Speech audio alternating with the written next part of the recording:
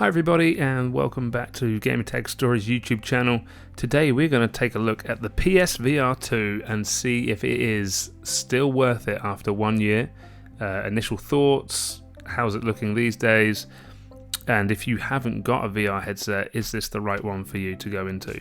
The only other VR headset I tried prior to having the PSVR2 was the original PSVR, so I never had one on PC, I never had an Oculus Rift or MetaQuest or any of these things. So my only experience is with the PlayStation headsets, and therefore I can give you an opinion if you're a PlayStation owner. If that's something you're looking to get into, I can give you my thoughts. So I got mine last May, and I love it. I play it quite a lot still, even to this day. The design is great, the controllers are phenomenal.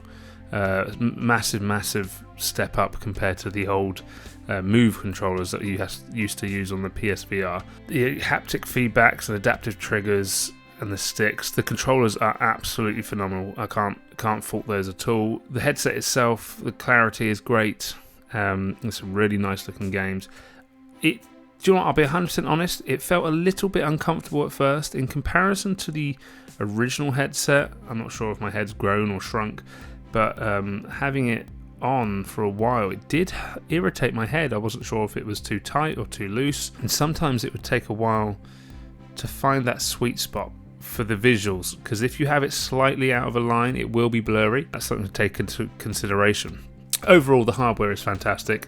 Plug and play, one cable. I know a lot of VRs this day and age are wireless, and so that's something I think maybe if they do a PSVR3 they'll look at, but for its price it's still at £530, so what's about $600, $650. It's still a phenomenal piece of kit. I know a lot of people kicked off that it was too expensive, but you have to look at the hardware that's in this piece of kit. They are probably making a loss on every single one they sell. That's not me backing Sony or anything like that. All I'm saying is They've seemed to always, they did this with the PS3 and I think with the PS4, at first they were making a loss on every single one because the components in it are so powerful and they want it to be future proof. And so I think they've knocked it out of the park. It is a fantastic piece of kit, easy to use, and such a step up from the original. If you've never tried a VR before and this is your first experience, it's going to blow your mind. I don't think until you've ever tried VR, if somebody tries to explain to you what it's like, it just doesn't do it justice. You may watch videos on YouTube or see other kind of flat 2D surfaces visuals, but until you put it on and actually experience that absorption, you just can't explain it. It's amazing. But what about the games? So I've played a few games over the last year. A highlight of mine will be Resident Evil 4, the VR mode for that, which came out late last year. Phenomenal game.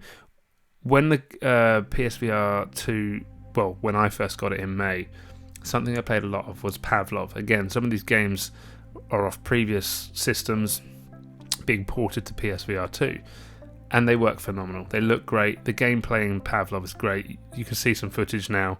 The gunplay is amazing. The mechanics are amazing.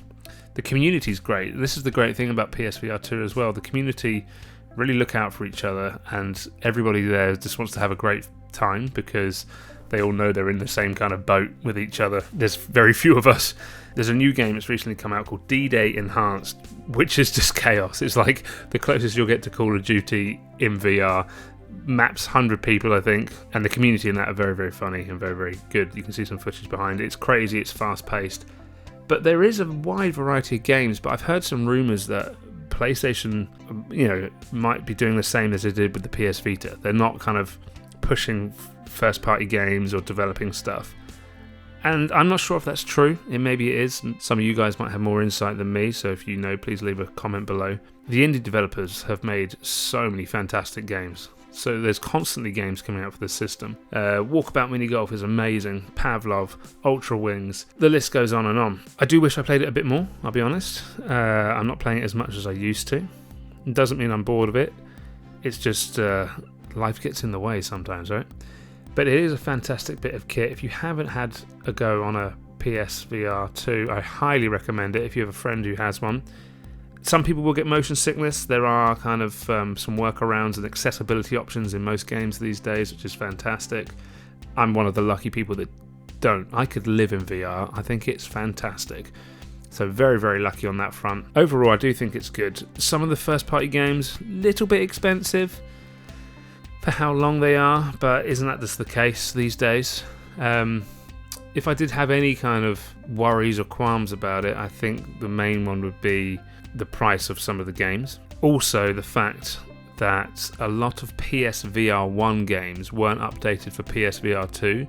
Some of them were. A lot of the ones, unfortunately, that were, like Moss and things like that, you had to buy again rather than being able to use your old version and upgrading. I think that's a terrible move, to be 100% honest. I know people want to make money, but the community, if you've already spent the money on the game and then they're asking you to buy it again, I just think that's pants. That is dog toilet.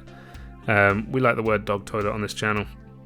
So that's my biggest gripe, was the fact there isn't more games that have been upgraded from the previous generation available for free. I know everything in this life can't be free, but that's just my opinion. But overall, I think it's a fantastic bit of kit. If you've not tried it before, give it a go. If you're thinking of getting one, it's a very, very good investment. And so I would say go for it. If you've got any questions or queries, just ask down in the comments and I'll help you where I can. But overall, I give the PSVR2 a super mega awesome thumbs up. If you've seen my tier list, you'll know what I mean. We have super mega awesome at the top, A, B, C, and then dog toilet. So what do you think of the PSVR2? Have you tried one? Are you thinking of getting one? Are you waiting for the price to drop? Let me know in the comments below, and I will see you next time. Thanks very much.